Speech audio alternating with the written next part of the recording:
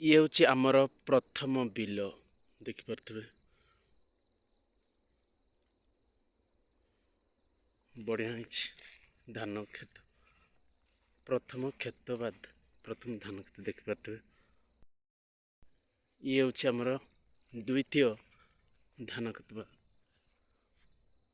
ଦ୍ୱିତୀୟ ଧାନ କ୍ଷେତ। ଇଏ ହେଉଛି ତୃତୀୟ ଧାନ କ୍ଷେତ। ଏପଟେ ବି ରହିଛି। ଏଟା ହେଉଛି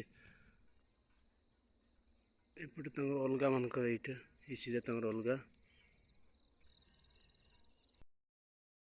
ଚତୁର୍ଥ ବା 4 ନମ୍ବର ଧାନ କ୍ଷେତ।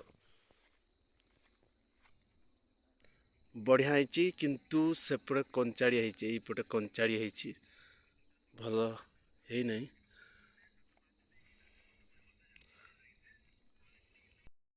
ଏପଟେ କଞ୍ଚା ହେଇଛି ଦେଖିପାରୁଥିବେ, କିନ୍ତୁ ଏଇପଟେ ହଳଦିଆ ହେଇଯାଇଛି। ଏପଟେ ହେଇ ଆସିଲାଣି କିନ୍ତୁ ଏପଟେ ହେଇନି ଆଉ।